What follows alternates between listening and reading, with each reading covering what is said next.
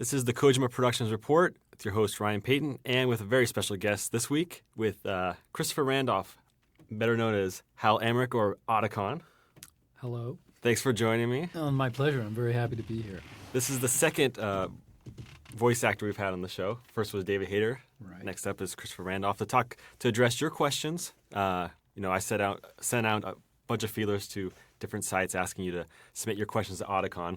All the burning questions you've had for about 10 years since you premiered. Just about, yeah. It's amazing it's been that long, but it has. Yeah. And you're back here for MGS4. That's right. And That's right. without revealing too much, I mean, how you feel about the project so far? Or? Oh, it's very exciting. It's very, very exciting. I mean, thinking about what the technology was like when we started out 9 years ago, it's a whole nother world of what we're doing.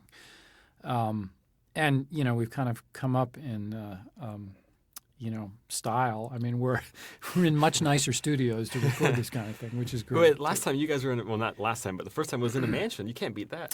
Yeah, no, there was something exciting about the first those first sessions, and we were all in the same room, and it was this little place tucked away in Hollywood, and none of us really knew what we were doing. We were trying to figure it out as we went along, right.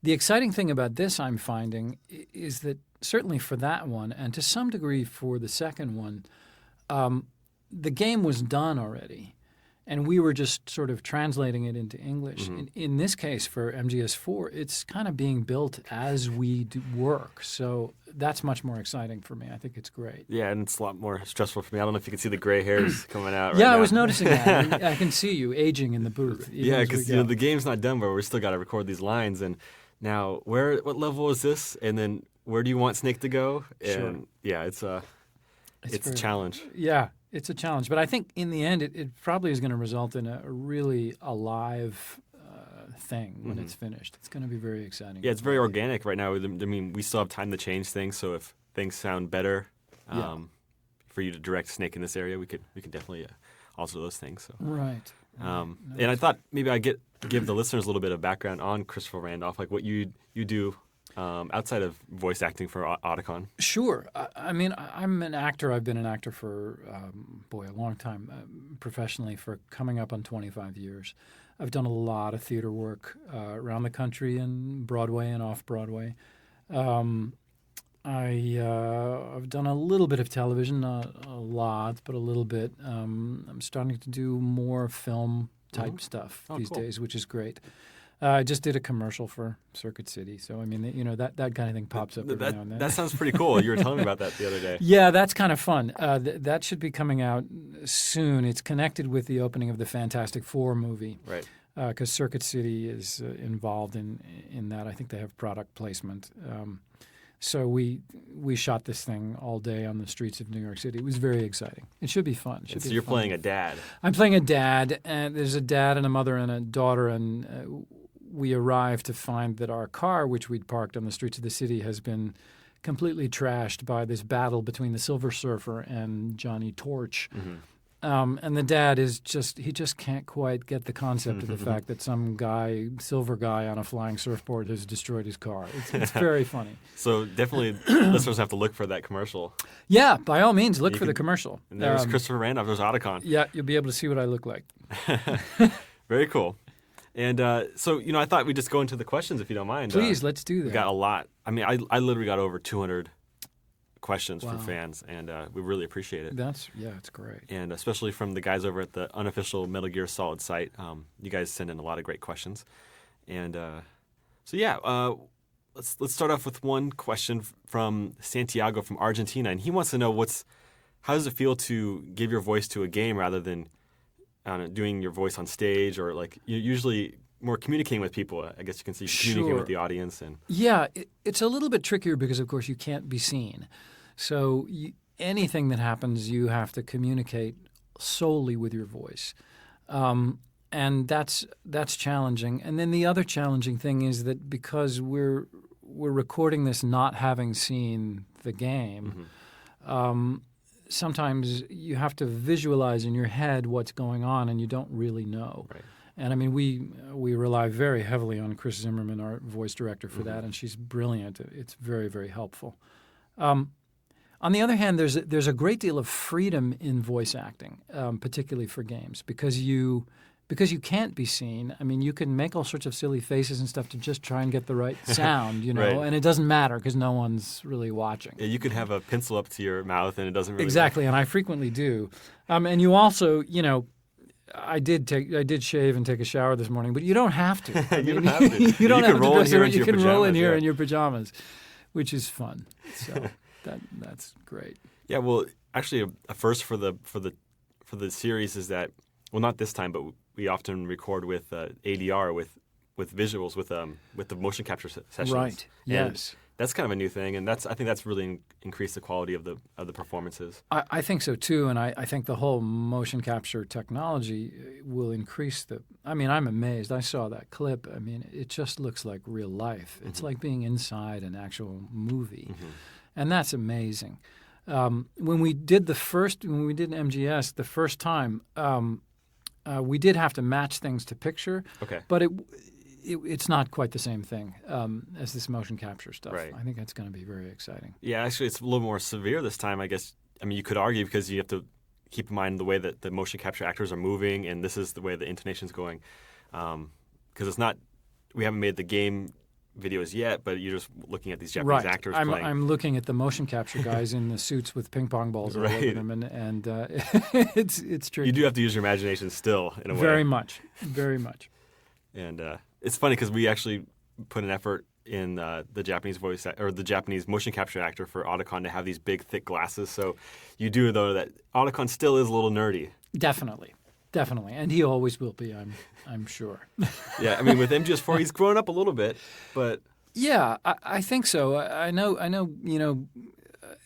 Yes, I think he has. I hope he has. I think what's kind of cool about the whole series of games is the characters that progress over time, and I think that's great.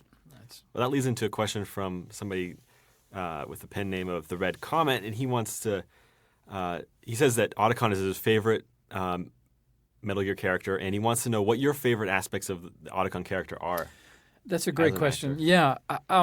And thank you I'm glad you like Otacon. I'm very fond of him myself. What I like, the two things that really stand out for me, and a lot of it has to do with the writing and the people who really created the game. First of all, he has a lot of humor. I mean, there's a lot of very funny stuff with Otacon, and I think that's great. I think it's really important to have a variety of things in a game like this. It's not all just blowing people away. And so the humor is fun to play. And the exchange with Snake, Right. that sort of the kind of relationship that they have that's developed is really, really fun. And then the other thing that I really like about him is he's got a big heart, Otacon. He really does. The writers have really created a very deep and rich backstory for him.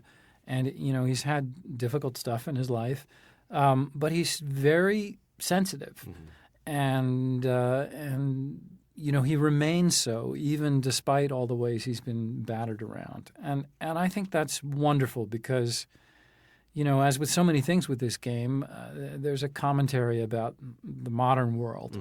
And, I think sensitive, intelligent people are really important, and he's perfect to be paired with a gruff guy like Snake. Exactly. And that 1-2 combination, you can pretty much do anything if you have both of those sides, And we have so much fun recording with you and David because it's just all the subtle humor is just so funny. The way that he bounces off you and the way that you try to get him to show a little bit of emotion sometimes and it doesn't work, and it's a lot of fun. Yeah, it's great, and I'm very fond of David, and we get along great. So it's been a blast working with him. Yeah. So going down to the next question is Mullet 2000, and he wants to know if you have a favorite scene that you acted in the MGS series. Yeah, it's interesting. I was thinking about that. I have to say, I have a real soft spot for the very first scene where, Snake kind of finds me hiding in a closet. I was thinking back to that, and I've actually seen a bit of it recently. And, it's a good, interesting scene because there's a real fragility there, and then he starts to come out of his shell as he feels more comfortable, and it's a really great scene. So I'm very fond of that.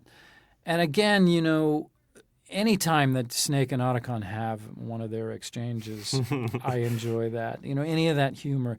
Also, there was a whole sequence in MGS2 where Otacon kind of took over Mei Ling's spot and was trying to do all her sort of aphorisms, and he kept messing them up. I really enjoyed recording that. That was a lot of fun. That would be a lot of fun. That was a lot of fun. But yeah, that's when you're going back to that first scene where Otacon and Snake first meet, and Otacon asks Snake if he's alone. He says, Are you an otaku too? Yeah, and that's our classic line, I think. Yeah, I think so too. And it's he's been isolated, and he's just looking for someone to connect with. And it was perfectly reflected in that line. It's really good writing. Yeah, definitely. And that leads in perfectly into the next question, and this is from James in the U.S. And he says that it's a little bit of a long question, but Otacon's character becomes more complex in MGS2 when his darker emotional bruises emerged. And rather than hide himself as he did with MGS1, he dealt with his guilt and grief very openly. And he said he wants to know, how did Otacon develop in MGS2 change your perspective of his character? And how do you prepare yourself as an actor to perform these intense scenes, such as Otacon crying in the hallway? And he went through a lot of stuff in MGS2. He did, and that's a great question. It was one of the exciting things about MGS2 was to look at what was written and really see an expansion of who the character was. And I think, he was a little older at that point, and we began to learn more about, obviously, what had happened to him and what he'd been through. And I also think that as his connection to Snake had gotten deeper, he'd gotten a little tougher, a little bit, not a lot. And so he started to deal with some of that stuff. And you began to realize, how sort of strong he is in some ways. As to, my preparation, it's funny because I remember very well recording that crying scene. And honestly, I didn't prepare a lot. You sort of come in and look at the script because even so, there are changes being made all the time at last minute. So you can't get too prepared because you never know if it's even going to be that way. True. And so it's basically you just create a scenario in your head and you have to be open enough to kind of go there. Right. I've seen interviews with actors and they say like some of them have like some kind of really, really sad memory that they go back to when they need to cry, or is that something that you do as well? Or you can do that. I found, and I remember in this case, it's a very sad situation. I mean, this person that he loved, beyond describing, and also had a great degree of guilt over, and all these complicated emotions about, was killed. I mean, I didn't have too much trouble just sort of taking the imagination of what that must feel like, and putting myself into it. And so in this case, I didn't really have to imagine too much from my own life. I was just able to sort of empathize very deeply. Well, yeah, I think, at least with the approach with MGS4 is that, in MGS2, I think Otacon kind of became a man after that. I mean, he went through everything.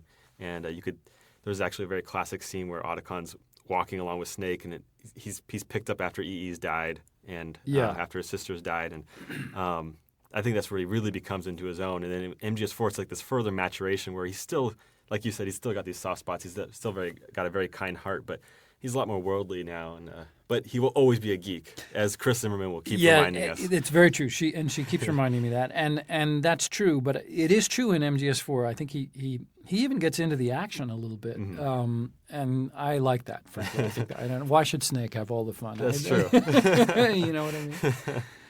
Right on. Well, how are we doing on time, Chris? We have 3 minutes. She's very rough on us. I know. Well, she's a real taskmaster. But where would we be without her, actually?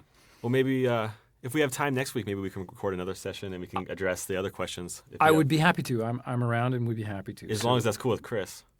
She's the boss. She's the boss. What does she have to say? Here she comes. Here she comes. All right, you guys, stop goofing around. We got a game to make. Oh, was I she's so popping my tough. peas back there? You were popping your peas. Was I too hard on the I think C's? you need some apple. Yes, there you go. That's the trick. Voiceover recording tricks. Secret techniques that That's no one right. is supposed to know about. Well, we're going back to more Otacon lines. We got That's plenty. right. I got to get back to work, but this has been a treat talking to you. Oh, thank you hope so we'll do much it for again joining next me. week. And Sure. And thanks to the fans. I'm glad you guys are all out there. absolutely. Thank you very much.